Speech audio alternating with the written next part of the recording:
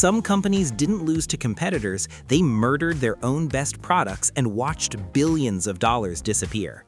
We're talking about Google killing Reader after 100 million users begged them not to. Apple sabotaging the iPod that made them $150 billion. Yahoo refusing to buy Google for $1 million, then refusing Facebook for $1 billion. These aren't failures caused by bad luck or market shifts. These are companies actively destroying their own success stories, ignoring their users, and making decisions so catastrophically stupid they became business school case studies. Microsoft had 95% browser market share and killed it. Kodak invented the digital camera and buried it. Netflix had DVD by mail perfected and cannibalized it on purpose. Let's explore 20 companies that committed corporate suicide by killing the products that made them successful in the first place. Number 20, Google Reader, murdering 100 million loyal users. Picture this, it's 2013 and Google Reader has 100 million active users. It's the RSS feed reader, the way people consume blogs, news, and content before algorithmic feeds took over. Tech enthusiasts love it, journalists depend on it, power users have workflows built around it. It's not just popular, it's essential. March 13, 2013, Google announces Reader will shut down. The reason? Declining usage. The reality? Google wanted everyone using Google+ instead. Reader didn't fit the social strategy, so it had to die. The backlash was immediate and furious. Petitions gathered hundreds of thousands of signatures. Tech blogs exploded. Users begged Google to reconsider. Google didn't care. July 1st, 2013, Reader died. 100 million users lost their primary content consumption tool overnight. Here's the kicker. Reader wasn't losing money, it wasn't broken, it was actively used by millions daily. Google killed it for strategic reasons. They wanted to force people toward Google+, which itself died 6 years later after complete failure. Today, RSS feed readers exist, Feedly, InnoReader, but none have Reader's reach. Google's decision fragmented the RSS ecosystem and accelerated the shift to algorithmic feeds. They killed an open standard to push a closed social network that failed anyway. The product? RSS feed reader with 100 million active users. Free, beloved, essential. Why they killed it? Didn't fit Google+ social strategy. Declining usage, lie. The regret? Google+ failed completely, RSS community never forgave them, lost trust with power users. Number 19, Microsoft Internet Explorer, from 95% to irrelevant. Year 2000, Internet Explorer has 95% browser market share, 95%. IE is the internet for most people. Microsoft won the browser wars by bundling IE with Windows. Netscape is dead. The web belongs to Microsoft. Then, Microsoft stopped trying. IE6 released in 2001. The next version, IE7, didn't come until 2006, 5 years without updates, 5 years of security holes, zero innovation, and stagnation. Microsoft assumed they'd won permanently and stopped competing. Firefox launched in 2004, Chrome launched in 2008. Both were faster, more secure, and actually updated. Developers hated IE6's terrible standard support. Users abandoned IE for browsers that didn't freeze constantly. Microsoft's market share collapsed from 95% in 2002 to under 20% by 2015. The worst part? Microsoft killed IE's dominance through sheer neglect. They had the market won and threw it away by refusing to compete. By the time they released Edge in 2015, it was too late. Chrome had 60% market share. Microsoft's browser legacy went from "we own the web" to "please stop using IE6." Today, IE is officially dead. Microsoft ended support in 2022. Edge exists but uses Chromium, Google's engine. Microsoft surrendered completely. They turned 95% market share into total irrelevance through arrogance and complacency. The product? Internet Explorer with 95% market share, 2002. Why they killed it? Stopped updating for 5 years. Assumed victory was permanent. The regret? lost the browser war they'd already won. Chrome now has 65% share. Yahoo Search, refusing Google, then outsourcing to Google. 1998, Yahoo is the internet's homepage. Millions use Yahoo Search daily. But Yahoo doesn't build its own search engine. They license results from other companies. One of those companies is a Stanford startup called Google. 1999, Google offers to sell themselves to Yahoo for $1 million. Yahoo says no. They don't see search as that important. Yahoo is a portal. News, email, content, search is just a feature. 2000, Google search is better than everyone else's. Yahoo realizes their mistake and builds their own engine. For a few years, Yahoo Search actually competes. Then they give up. 2009, Yahoo admits defeat and outsources search to Microsoft Bing. The company that once dominated search completely surrendered to competitors they could have owned for $1 million. But wait, it gets worse. 2006, Yahoo offers to buy Facebook for $1 billion. Facebook says yes. Then Yahoo lowers their offer to $850 million. Facebook walks away. Today, Facebook is worth $800 billion. Yahoo's entire company sold to Verizon for $4.5 billion in 2017. Yahoo refused Google for $1 million, refused Facebook for $1 billion, outsourced their core search product, then sold themselves for $4.5 billion, having squandered every opportunity they had. The product? Yahoo Search, dominated early web, licensed Google's results. Why they killed it? Didn't think search mattered, refused to buy Google for $1 million. The regret? Google is worth $1.7 trillion. Yahoo sold for $4.5 billion. Kodak digital camera, inventing the future, then burying it. 1975. Kodak engineer Steven Sasson invents the first digital camera. It's crude, 0.01 megapixels, records to cassette tape, takes 23 seconds per photo, but it works. Kodak owns the patent, they're first. Kodak management sees the demo and makes a decision: bury it. Digital photography threatens Kodak's film business. Film makes billions in profit. Digital cameras need no film. The logic is clear: digital will cannibalize film sales. So Kodak patents digital cameras to block competitors, but refuses to commercialize them. They could have owned digital photography from the beginning. Instead, they protected film profits and let Sony, Canon, and Nikon take the digital market. 2000s. Digital cameras explode.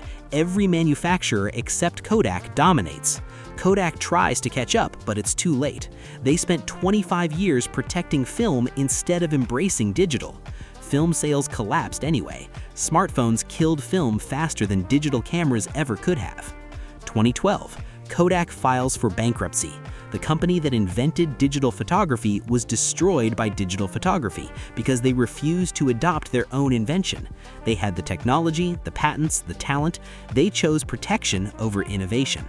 Today, Kodak is a case study in business schools worldwide: how to kill your own company by protecting yesterday instead of building tomorrow. The product? First digital camera, invented in-house 1975. Why they killed it? Protected film profits, feared cannibalization. The regret? Went bankrupt in 2012. Competitors owned digital. Smartphones killed film anyway. If you're starting to see the pattern, companies murdering success to protect failure, you absolutely need to subscribe. Because number 8 on this list is Apple killing the iPod that made them $150 billion. And number 3, Netflix sabotaging their own DVD business on purpose. The worst part? Sometimes killing your own product is the right move. Let's keep going.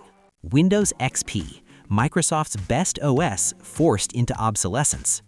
April 25, 2014, Microsoft officially ends support for Windows XP. Users are devastated. IT departments panic. Organizations running critical systems on XP have no upgrade path. Why? Because Windows XP was Microsoft's best operating system, and they needed it dead. XP launched in 2001. By 2007, it ran on over 400 million computers, the most successful Windows ever. Stable, fast, compatible with everything, users loved it. Then Microsoft released Vista in 2007. Vista was terrible, bloated, slow, incompatible. Users refused to upgrade. XP market share stayed over 60% until 2011. Microsoft had a problem. They couldn't sell new Windows licenses while everyone used XP, so they forced obsolescence. Windows 7 launched in 2009, Windows 8 in 2012, but millions still used XP because it worked perfectly. 2014, Microsoft killed XP support, forcing upgrades to Windows 7 or 8. Security updates stopped, software compatibility ended. Organizations using XP-dependent systems had to spend millions upgrading or face security risks. The result? A Chinese government bureau paid Microsoft for continued XP support. Hospitals, ATMs, and industrial systems worldwide still run XP in 2025 because upgrading critical systems is impossible.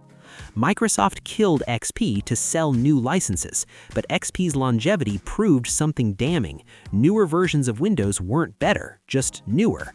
Users didn't upgrade because XP was perfect.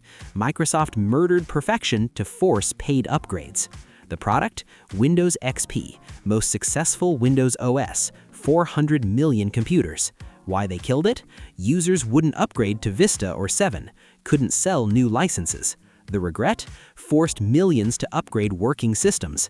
XP still runs critical infrastructure. Number 15. Flip video camera. Cisco's $590 million mistake.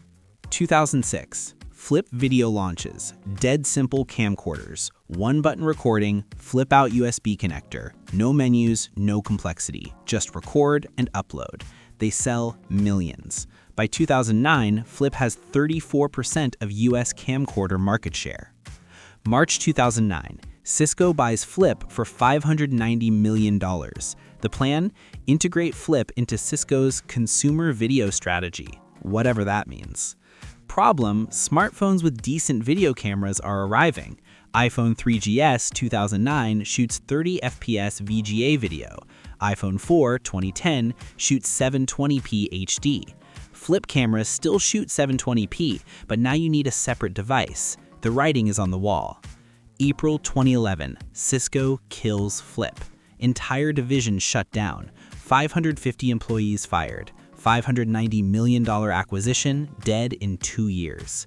The brutal truth? Flip was doomed regardless. Smartphone cameras killed standalone camcorders, but Cisco accelerated the death by buying Flip, doing nothing with it for 2 years, then executing it when smartphones caught up. Flip's founders walked away with $590 million for a product Cisco killed 24 months later. Cisco wrote off the entire acquisition. Pure Video, the company name, became an ironic joke. Nothing was pure about the failure. Today, nobody uses dedicated camcorders. Smartphones won, but Flip didn't have to die in 2011. It could have pivoted to accessories, software, or been sold. Instead, Cisco murdered it for no reason. The product? Flip video camera, 34% US market share. Simple, popular. Why they killed it? Cisco bought it, $590 million, did nothing, then killed it when smartphones arrived.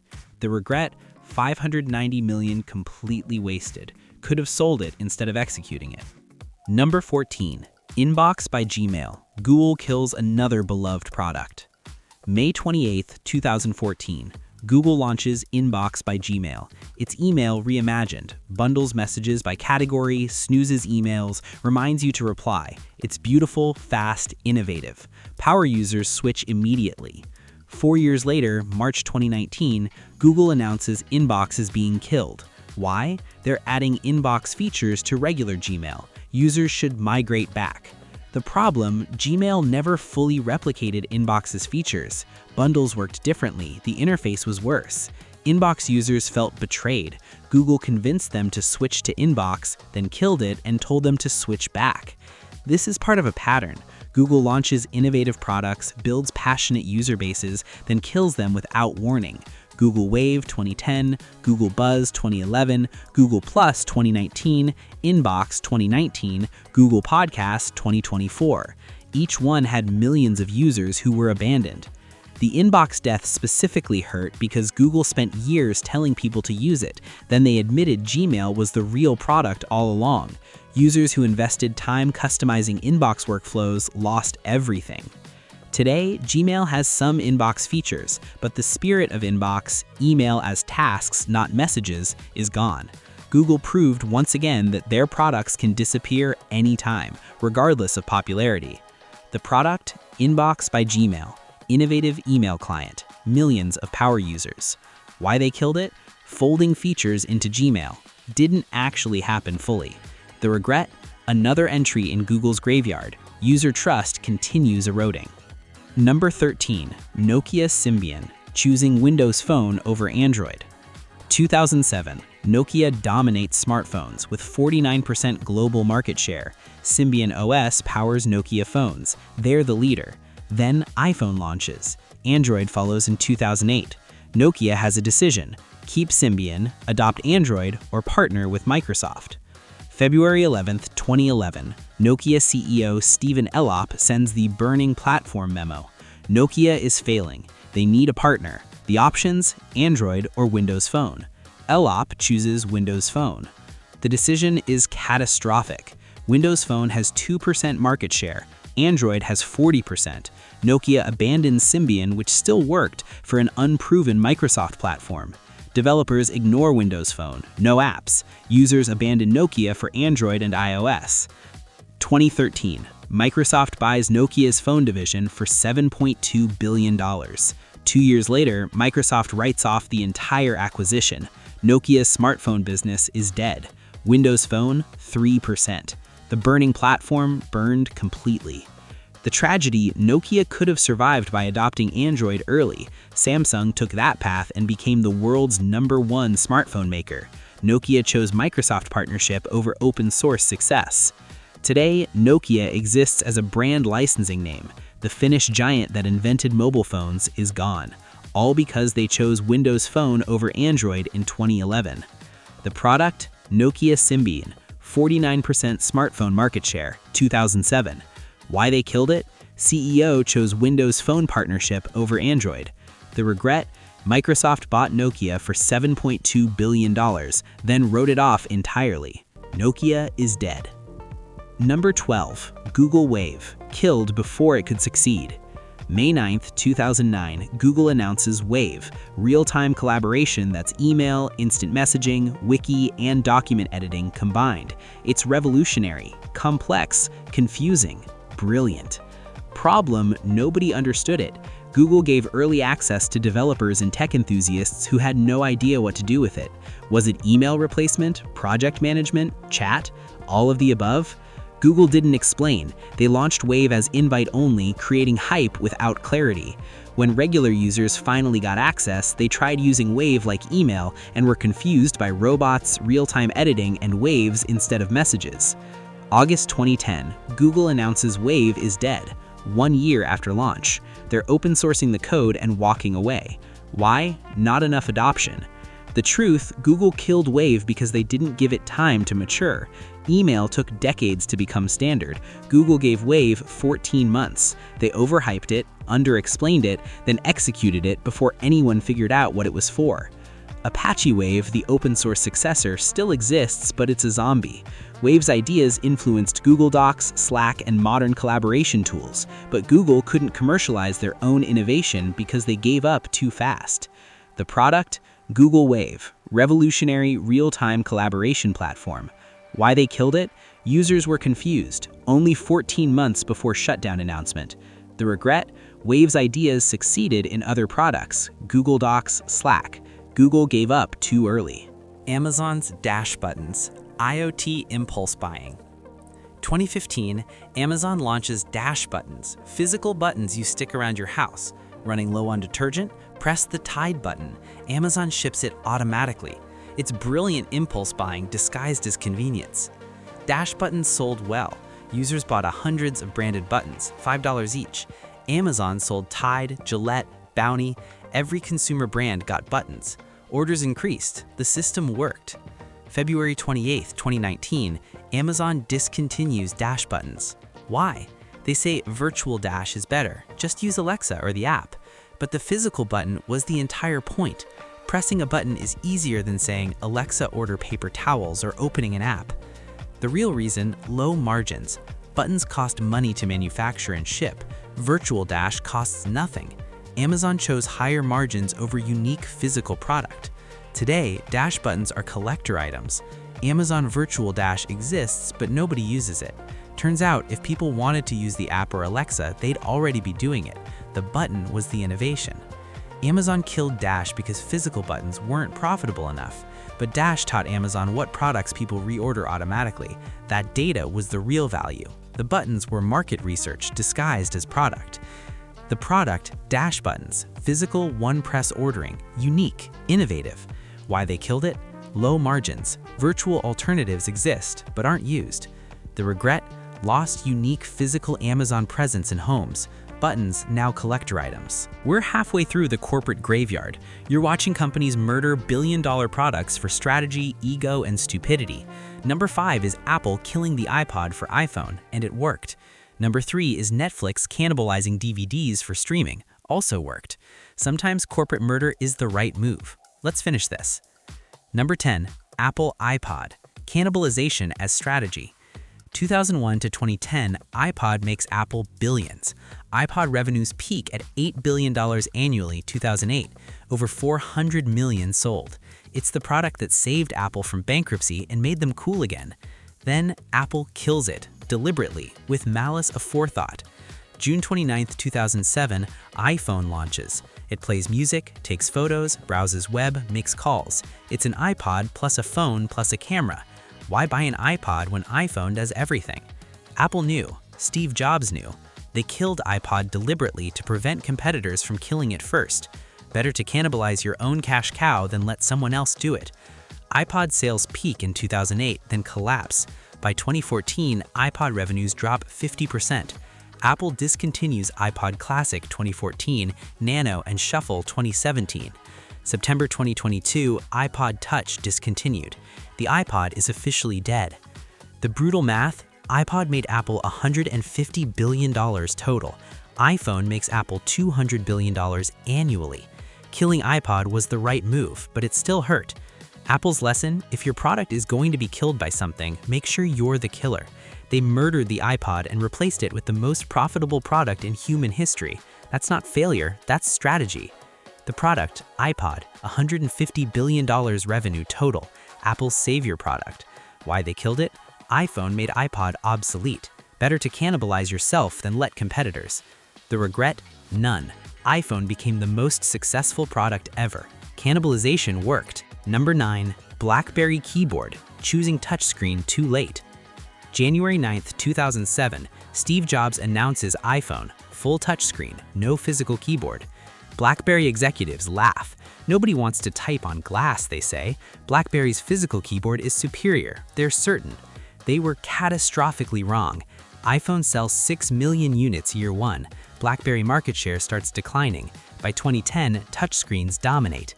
BlackBerry finally releases touchscreen devices but keeps making keyboard phones too. 2013, BlackBerry holds 3% smartphone market share, down from 50% in 2009. They're dying, but they're still convinced keyboards matter. BlackBerry Classic 2014, Priv 2015, Key One 2017 all have physical keyboards, all fail. The problem, BlackBerry killed their own ecosystem by refusing to abandon keyboards. Developers wanted large touchscreens for apps. BlackBerry's half-screen, keyboard takes space, couldn't compete. Apps looked terrible on BlackBerry. Users left for iOS or Android. 2016, BlackBerry stops making phones entirely. TCL licenses the name. BlackBerry, the company that defined smartphones, is dead. The tragedy, BlackBerry's keyboard was genuinely better for email, but email wasn't enough. Smartphones became app platforms, social media devices, video screens. Physical keyboards didn't fit. BlackBerry protected keyboards and killed the company. The product, BlackBerry Keyboard, defining feature, superior typing. Why they killed it? Refused to admit touchscreens won, kept making keyboards until death.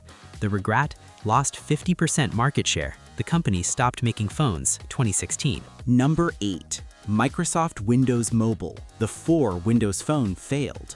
2000 to 2010, Microsoft Windows Mobile runs on pocket PCs and smartphones. Stylus-based interface, tiny start menu, full Windows experience crammed onto 3-inch screens. Windows Mobile actually worked. In 2007, Windows Mobile had 42% of US smartphone market share, more than iPhone's 8% that year. Microsoft was winning mobile. Then Microsoft killed it. They scrapped Windows Mobile entirely and built Windows Phone 7 from scratch, 2010. Different OS, different interface, no backwards compatibility. Every app had to be rewritten. Why rebuild? Microsoft wanted to compete with iPhone's touch interface. Windows Mobile used styluses and physical keyboards. Metro UI, Windows Phone 7, was touch first, beautiful, modern. But starting over meant abandoning existing users, developers, and market share. Windows Phone 7 launched with 0 apps. Every Windows Mobile app was obsolete. Developers didn't rebuild. Users didn't switch. Windows Phone never recovered from the reset. By killing Windows Mobile, Microsoft threw away 42% market share.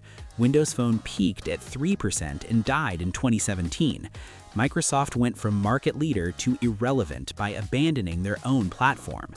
The product? Windows Mobile, 42% US smartphone share 2007. Why they killed it? Wanted touch interface, rebuilt from scratch, lost backwards compatibility. The regret? Went from 42% to 3% market share, complete mobile failure. Number 7, Google+, killed Redder, killed itself. 2011, Google launches Google+, Facebook competitor. Beautiful design, circles for organizing contacts, Hangouts for video chat. Google forces it on everyone.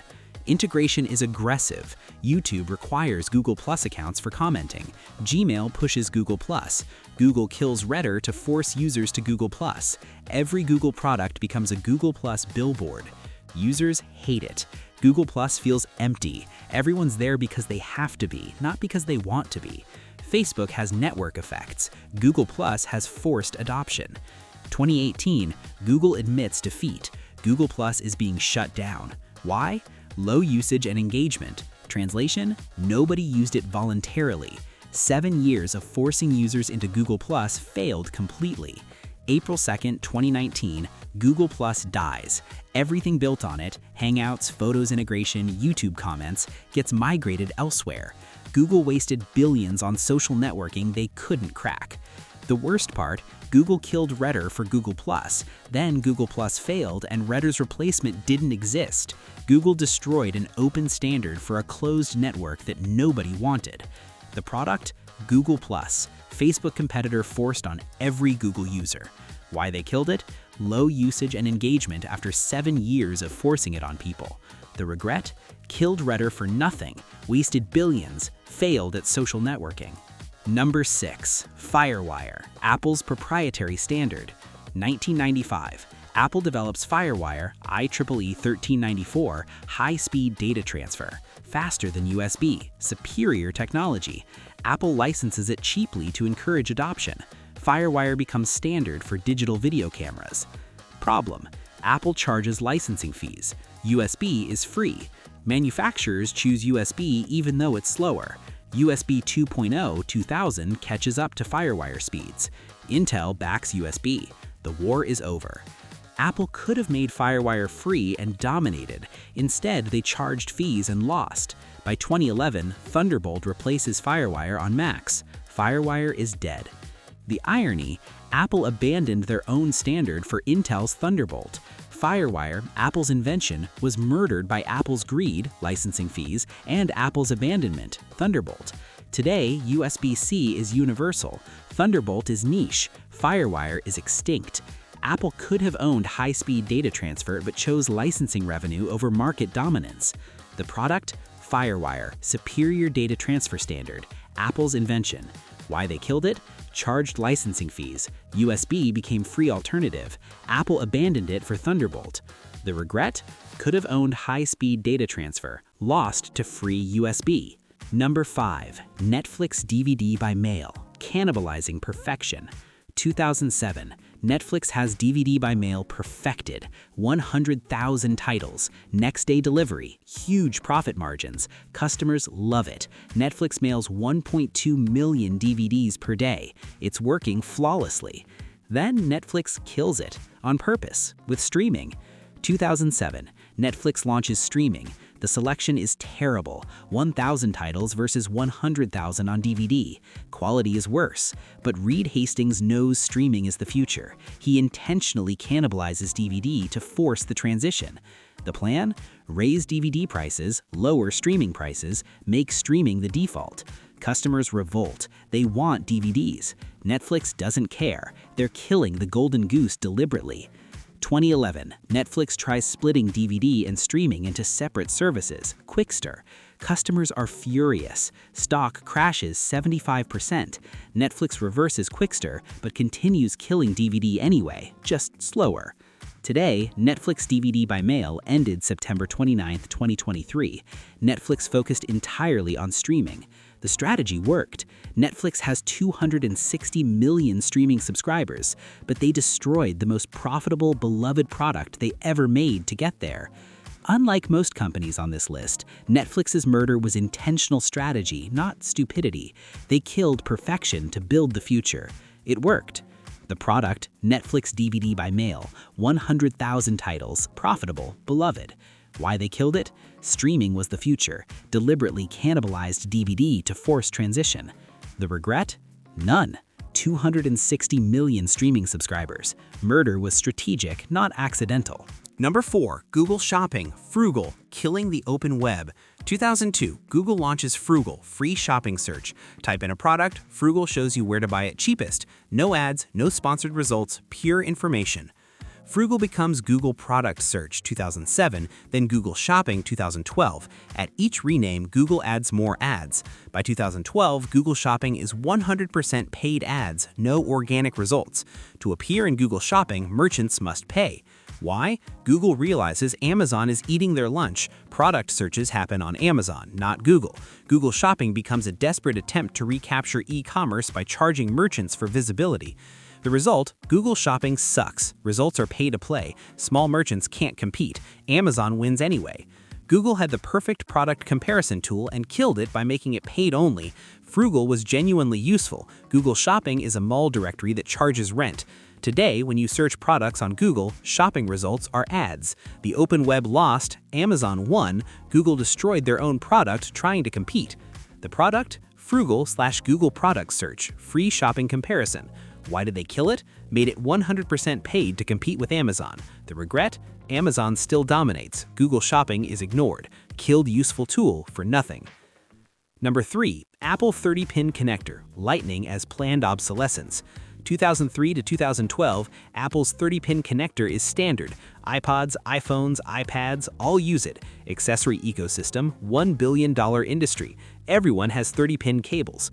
September 12, 2012, Apple announces Lightning connector for iPhone 5. Smaller, reversible, better, but incompatible with 30-pin. Every accessory is instantly obsolete. Users are furious. Billions spent on 30-pin accessories now worthless. Apple sells $29 adapters. The message is clear: buy new accessories or adapt. Apple strategy: force upgrade cycles. Lightning cables are proprietary. Apple earns licensing fees from every cable sold. It's brilliant and predatory. 2023, European Union mandates USB-C. Apple finally abandons Lightning. iPhone 15 uses USB-C. Lightning cables are now obsolete, 14 years after 30-pin.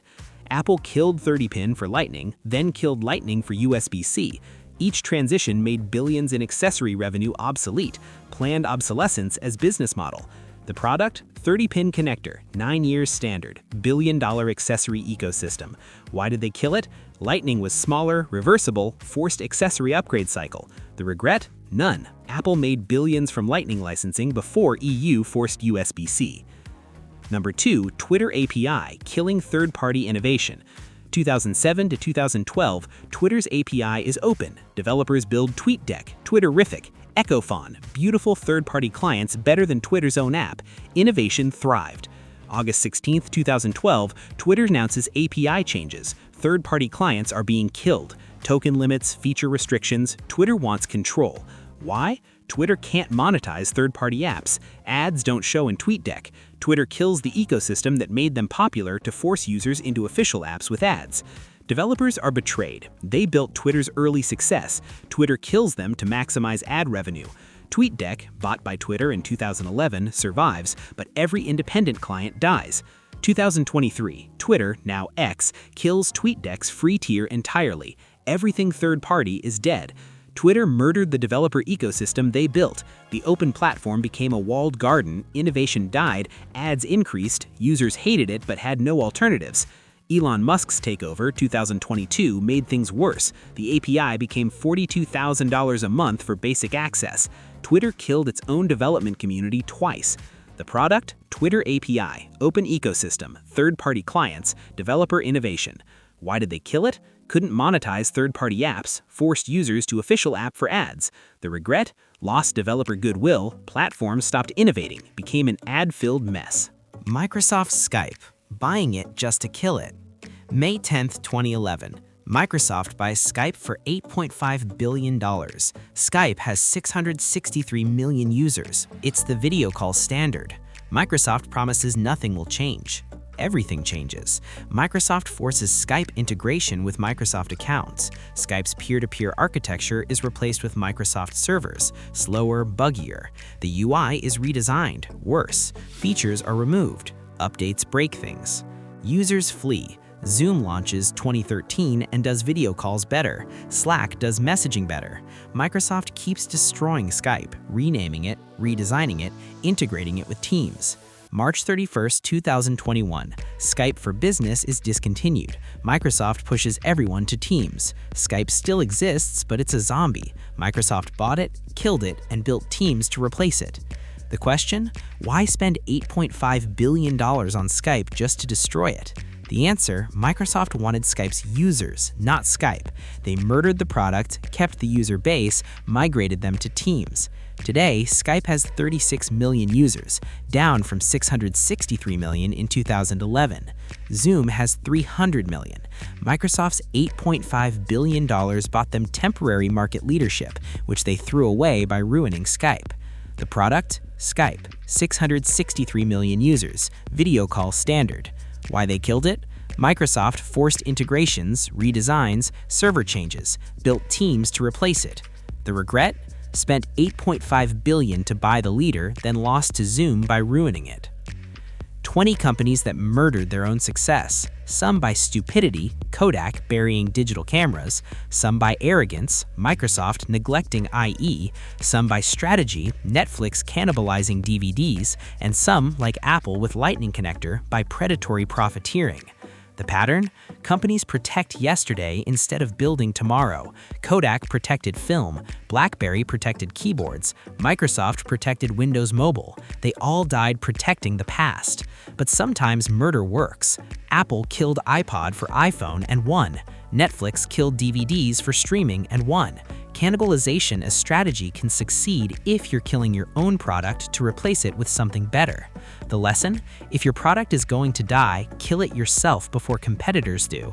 But if you're killing products for strategy taxes, Google+, ego, Yahoo refusing Google, or profit margins, Amazon Dash, you're just committing corporate suicide. Which company's self-murder made you angriest? Google killing Reader while pushing failed Google+? Apple's Lightning connector forcing you to replace all your accessories? Yahoo refusing to buy Google for $1 million? Drop a comment. I want to know which corporate suicide enraged you most. And here's the scary part. This is happening right now. Apple's killing Lightning for USB-C. Google's killing podcasts for YouTube Music. Companies are murdering products today that we'll talk about in 5 years. The future belongs to companies brave enough to kill their own cash cows, and the corporate graveyard is full of companies that weren't. Thanks for watching. Subscribe if you want more stories of billion-dollar failures and the executives who caused them. See you in the next one.